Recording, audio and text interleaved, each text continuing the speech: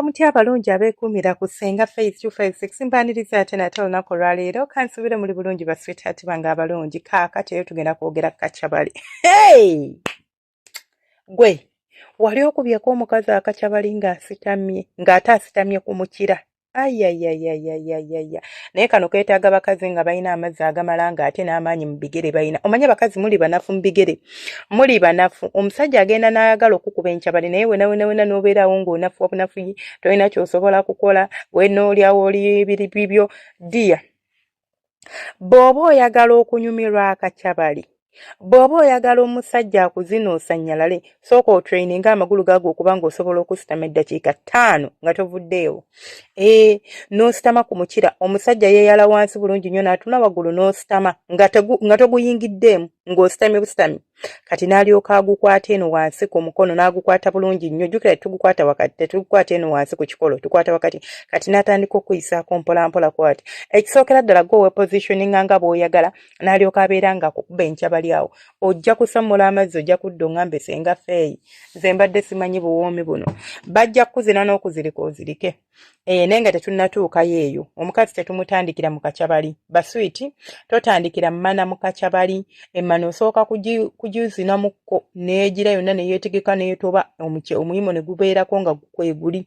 Awo akacabali kagenda okunyumira kubanga egenda kuba tekala. Ekisooka amazzi agakuba akacabali tugajja mu mmana n'olyoka oyisa ku musino. Tokuba just ku musino nga mukalu. Kati weba tennaba kutoba bulungi ku sseebe kubooseera. Ate kati kitegeeza ogenda kuba amazzi ogajjawa era ogenda kwesanga nga byokola bya kijega oba bya kifala. So weebereremu manya nti emmana y'omukazi tetugizina bwe tuti, tetugizina bubi, tulina gizina mpola omukazi paka bwatuuka ku ntikko. Sooka omuweeweete, eyo ye step esooka. Buli bw'obuuka okuweeweeta omukazi wo oba buli bw'ogamba nti nze sigenda muweeweeta simanya street kangende nzine emmana, gwe kennyini kigenda kukutula kubanga ogenda kusamula mangu. Kyokka gwe kiba tekikukutudde omukazi ye kennyini agenda kuwulira ng'akuuwa mangu. Kiba kitegeeza era kyonna kye kiggweera kikukutula ate n'omukazi kimukutula. Omukazi agenda kkala, agenda kubyetamwa, ogenda omutuusa akacabali ng'omusino gumuluma. In fact kubanga ogenda guyisaako embolo nga nkalu awulire nga tawoomerwa era awulire nga bimutamye era abeere nga takkirizamu kuba kacabali. Abakazi abagamba nti nze Ssenga saagala musajja kunkuba kacabali kano kammwe kubanga wano kizibu nnyo omusajja okugaziya. Ekibagaanisa akacabali kwe musajja katata abasajja bannange muyige mweteeke mwewe obudde muyige like to investing yekyeki muyige okweteekamu obudde oba kyogera muyige okweteekamu obudde oba kale learn to invest time in yourself. Muyige mukitegedde learn to invest time in yourself. Ate invest in knowing, invest in knowledge. Oba kita knowing kyonna kikiri siri muzungu. Invest in knowledge about sexual health. Mulekerawo okubeerawo nga gwolobooza kimu nti kye baŋŋamba oba kye neetendeka kubanga kikyo kye weetendeka awo wennina okubanga obwongo bwange we busibira. Kubanga osanga omusajja ng'akacabali akakuba mu kituli. Amazima ga Katonda mu ggulu. Kati buli bw'okuba encabali mu kituli ogenda kungaziya. Jjukira oli muli bw'okuba pa olaba awo ne bw'oba oyisaawo mbolo ogiyisaawo mpola bw'oti. Ate ne bw'oba ogambye nti nno kannyingireko munda oba kankubewokko oyisa kuli bw'oti n'oyisa kuli ng'omuntu azina ku ngulu just omukira ne guyita kuli ku ngulu kwennyini ku mulyango gwaki ku mulyango gw'emmana. Kati n'olyoka ogenda paka ndina okuyisa wano kati nina kenkoze kawulira noyisa kuli n'omana n'okukwata n'ogusabulako amazzi gakwa pa kati nojja nodda wano ku musino mpola. So tukuba ku musino, tuyisa ku musino, tetukuba mu kituli kya mmana. Buli bw'okuba mu kituli ky'emmana we kugaziya emmana y'omukyala ate mumanyi okukuba akasaala bawo wakati nedda mukwano. Buli bw'okuba akasaala kanyuma naye okubako mpola n'omala n'ovaayo n'oyambuka. Buli bw'obeera nga gwe omusino togukwatako ng'oli eno ekisooka sigenda kusamula nti ngenda woomerwa ky'obola tagenda kaagala kuba tekamuwoomera kubanga wooli wakyamu wawooma naye ate tewasannyalaza. Omanyi obuwoomi obuli awo nga buli wakati biwoomerera kale naye nga si byebyo ebiwooma ennyo ng'omubisi gw'enjuki nti bannange ngulidde ne mpulira obuwoomi. mpuliramu akawooma era keeko ka feeling k'aba afuna. Kati woba oyagala awoomerwe ebyaddala ebimalayo olina kuyisa ku musino, ate ku musino ddala abamu muyita eno bbali n'otwala obudde bungi kati n'obeera omwo nga weefulukutira mu mana y'omukyala, omukyala n'abuuza omuyaaye akola ki, n'atuuka n'abyetamwa n'agaa nze sigenda kubeera nga neekooya, amwesonyiye asinga n'agamba nze saagala kakyabali bebi. Si kubanga takaagala, kubanga okakuba bubi. Kiri ng'omwe abangamba nti nze omukazi wange senga ngamba tayagala muweeweeta sha. Omukazi atayagala muweeweeta, it is either psychological problem oba trauma.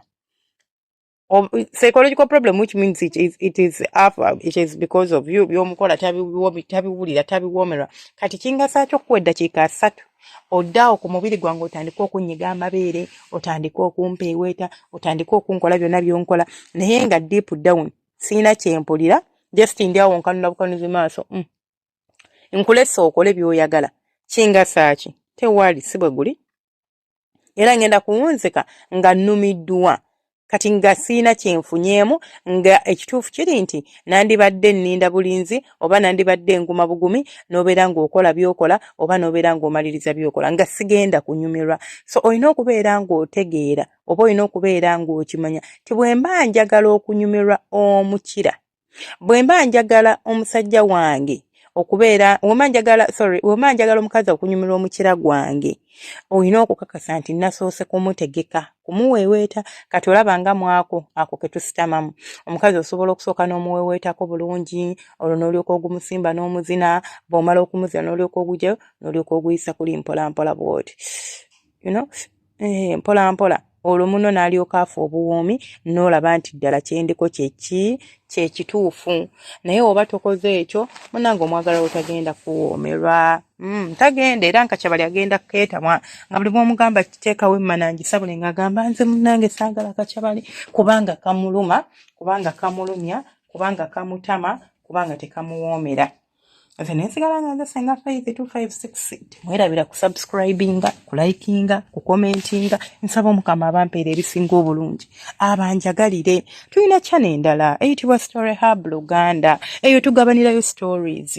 Osobola ogenda n'oyitayokko n'olaba story bwaffe obw'omu kisenge bunyuma okufaako obufi. Teri ayitayo n'asigala kyekimu era teri agendayo n'atasubscribinga. Mpozi kati oba onyumirwa ebya Senga Faith era obukosi n'eri oba onyumirwayo. Mubeere bulungi mu kibiina Facebook page eyitibwa Senga Faith 256. Tekigaana kuyitayo n'osubscribinga. Tulina TikTok account eyitibwa Senga Faith 256. Nayo tekigaana kuyitayo n'otuwaka follow. Nekibeera ng'ekintu tukimalira awo bwe tutyo. Mubeere bulungi, akuuma takuumira mpeera, ate era abanjagalire, abampeera ebirungi, temujjanga okwo basukyati bange abalungi.